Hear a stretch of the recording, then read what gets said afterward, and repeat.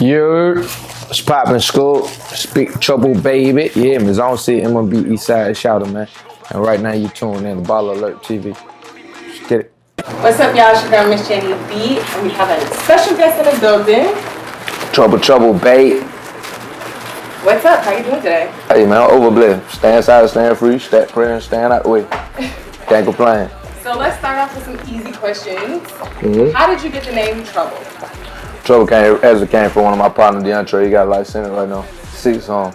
But he actually ended up just making my name hot from licks and everything that I was doing in the street for getting the jury for everybody and how I was moving. He actually ended up just telling folks that I was the one that was doing it. Everybody was just calling me L before that because of my real name. My real name Mariel. So at the end of it, everybody just calling me L. But until he started putting it out to the street that I was the one robbing, that when every time I started coming around, everybody like, boy, you ain't number trouble, man. Y'all ain't number trouble. And they just ended up sticking. So when you first started, you started with the Underground Collective Duck Tape Entertainment.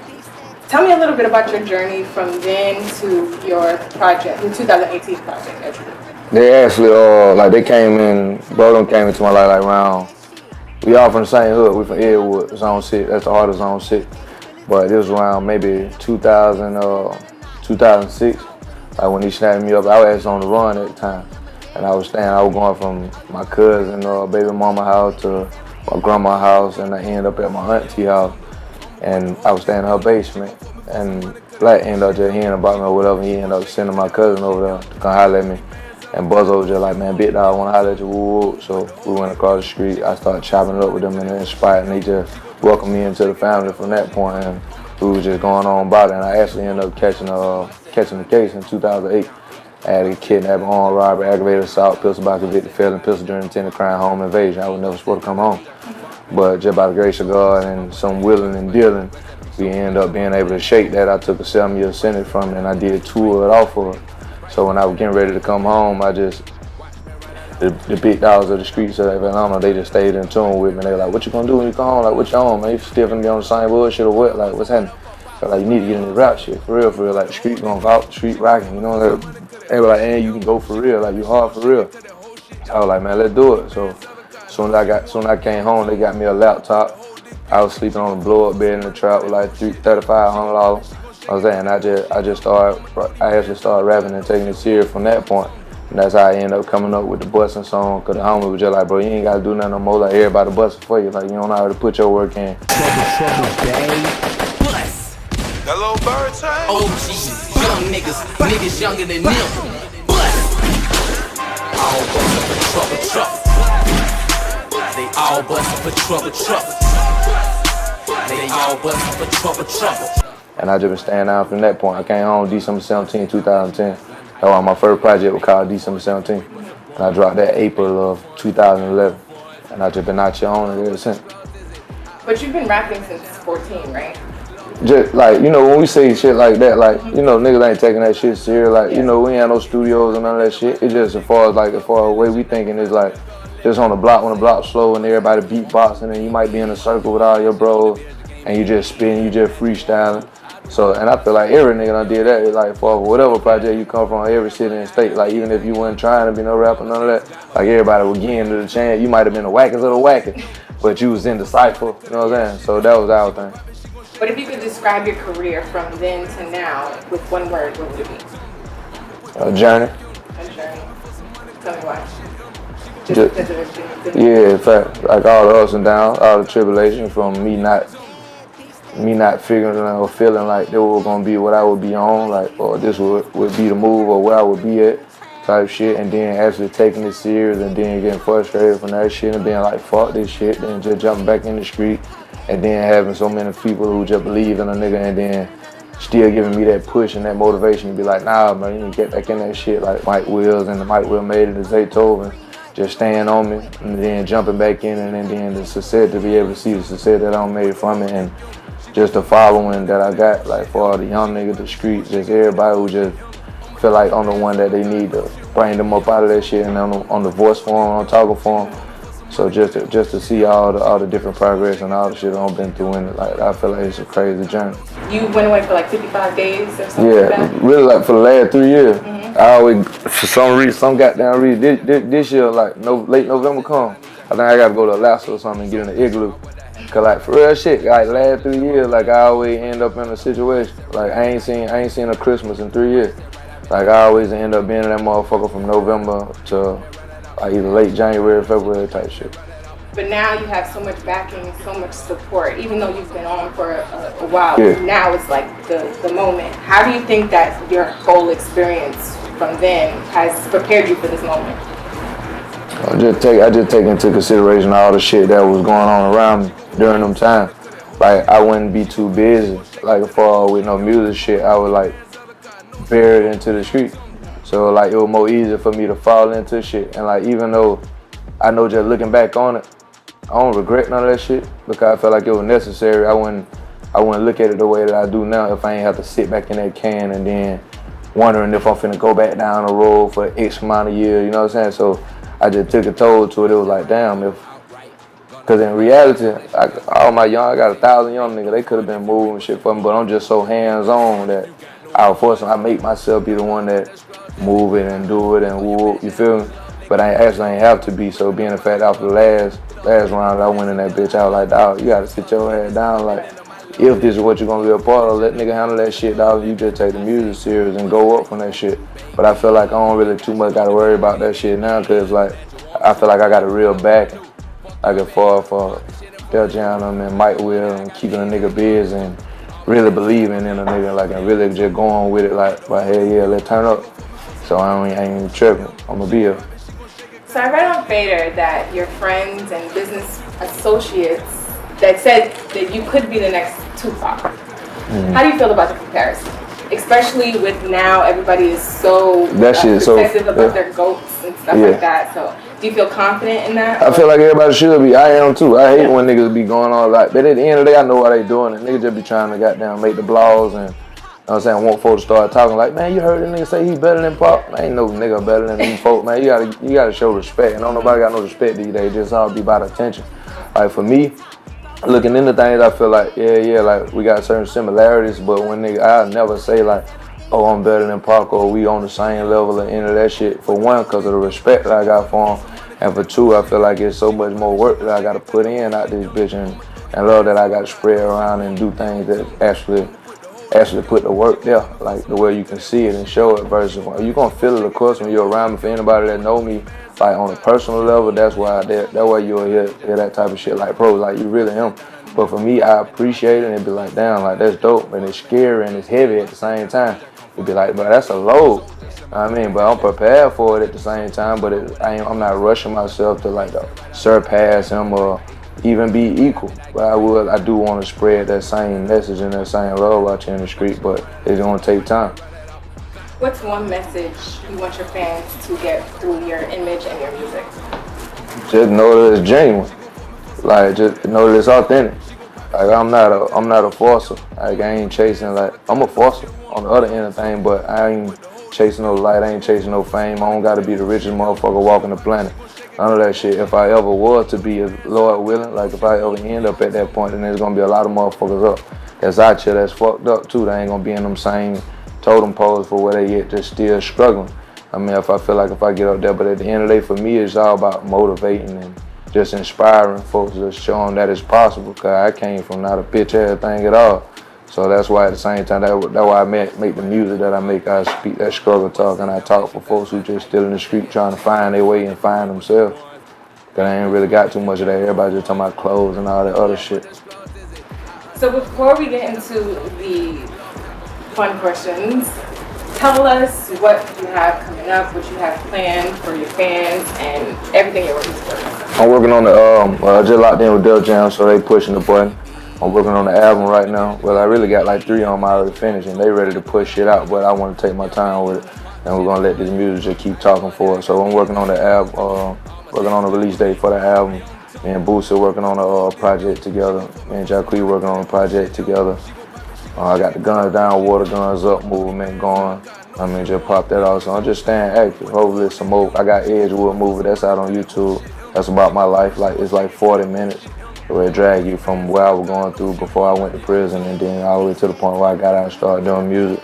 That's on YouTube, but I'm also like looking for different opportunities where I can do some more movies and shit too. Speaking of the Guns Down, More Guns Up movement, they actually had a movement like that down here in Miami. And I don't know if you've seen it on the news. There was a white guy that actually pulled their gun on the kids. What is the message that you tell kids that are still trying to be motivated and trying to get out of the streets, but still faced with all of these racist people or things that they're not able to surpass right now in their life? I feel like at the end of the day, niggas just gotta know, like I say, man, shit, things take time, but at the same time, we gotta know how to have patience also, and like learn to listen. You know what I mean? Like it just, I feel like the wrong messages be getting put out, like as far as for the way niggas tell the youngins and shit what they should do when they approach with these certain situations. It don't mean that you soft, like if you ain't fucking on them folks or you spitting at them or talking your shit back and any of that, you know what I mean? Like period.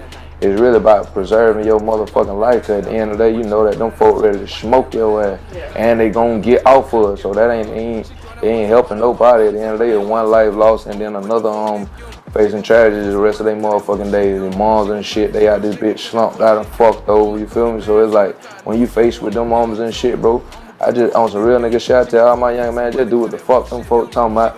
Ain't gonna be no hoe, ain't gonna let them stick nothing up your ass or none of this shit, but at the end of the day, man, do what them folks talking about. If it come down to it where they finna put them cuffs, I ain't going in that motherfucker, make your call, then bounce up out of there. You'd rather go through them that little quick little motion versus them folk goddamn smoking your ass out of them motherfuckers. So it be about listening first of all, and then just not having so much pride where you feel like, oh, I got a nut up on these folk goddamn cause the homie watching and all that shit. Be real with yourself first before you goddamn feel like you gotta be real for another nigga. Cause I ain't really gonna get no fuck about you no way if you end up in a situation. These folk be going on about their business, these old too. So you recently made headlines with the party with your girlfriend, Alexis Sky, and Lucy and Wife and Lucci and stuff like that. And you defended her after everybody was coming at her. Do you think that social media criticisms are unfair projections on their own securities? I ain't gonna say, I don't know about the unfair shit. At the end of the day, like, they can do what the fuck they wanna do.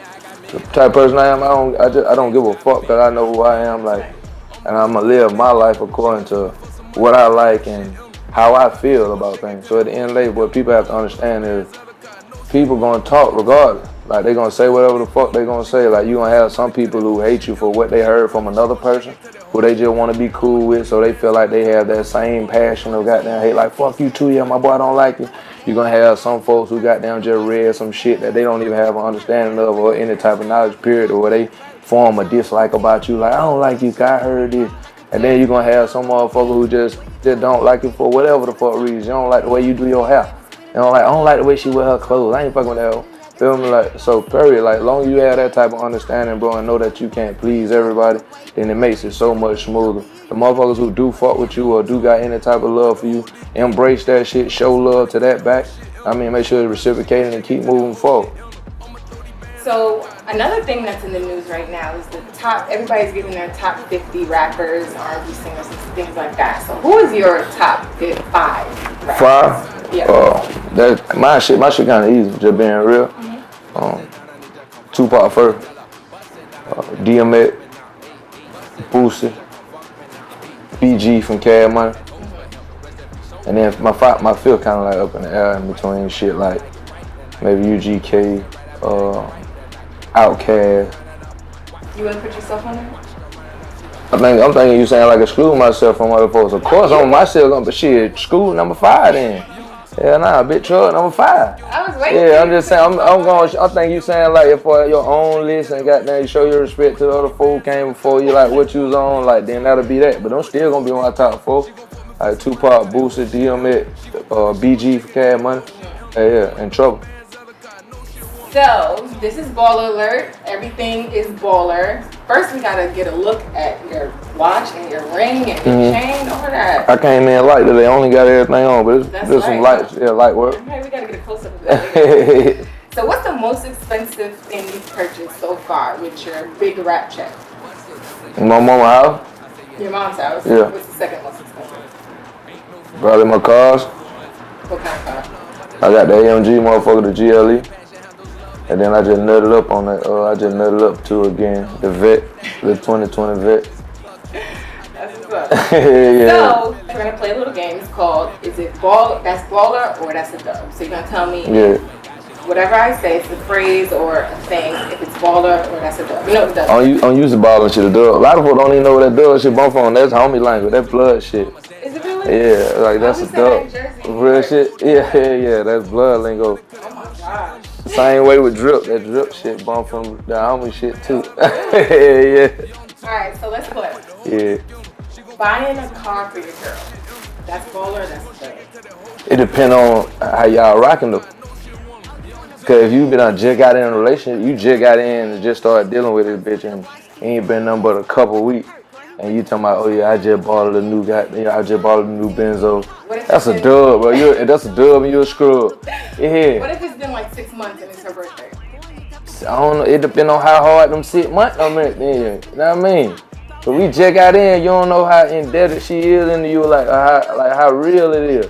At the end of the day, but at the same time, it ain't really even about like every situation be different. Like for how you rock with a person. Like you might know off gate within a month. Like, oh no, this is it.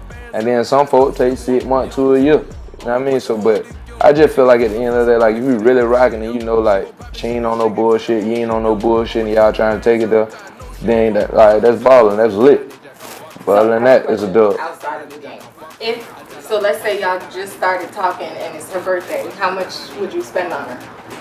Yeah, it ain't really about the number. It's kind of like, It just doesn't matter. yeah, like it depends, cause she might like. It depends on what she like. Some people are simple, like she might just want to go on a regular candlelit dinner with some flowers and get her some shoes and she cool. So she might not want that. She might just want to go out of town and spend her time on vacation with you on the beach and be litty. She don't even care about no gift at all. Yeah, and then some folks just want the whole globe. Like, what is this? I thought you were gonna get me some earrings. Yeah, facts. All right. Dating outside your race. That's baller or that's a dub. Ain't nothing wrong with that. That's ballin'. Buying back the block. That's baller or that's a dub. That's ballin', big time ballin'. Investing in stocks. That's baller. Big time ballin'. Smart. Okay, and the last one, cucumber challenge. That's baller or that's a dub. Depend on who you is. Depend on who you is. Cause that like even with me personally, right? Like I wouldn't want my personal bitch to be no bitch like who just go to a box of different parties and she sucking on cucumbers or stuffing her oven up here down there. Like, but at the same time, if I'm in these parties, I'm enjoying myself. I ain't looking at her like she disgusting and all that shit. Like, oh my God, why would she do that? Hell, fuck nah. Like, bitch, I might come put it in your mouth, hold it in your mouth for you. You feel me? Like, because I understand that this may be who you are. Like, and if you like this shit, then how can I complain about how you feeling good for yourself? I mean, everybody got their own favorite porn stars and shit. Don't motherfuckers go to porn hubs and all this shit all goddamn day. We got our favorite twerkers and shit who we want to see in the video throwing that shit. Look at everybody love when Meg get up there and get the twerking and all that shit. You feel me? Like, so who would just say that? Oh, she shouldn't be up here bending down, popping like that. Hell no, if that's what make her feel good and she litty, man, live your life. That's it. That's all we have for today. Thank you so much for meeting. Shout out, guys. I appreciate you having me. Like shit like that. That was all. We had trouble in the building. Hope you enjoyed. See you next time. Live.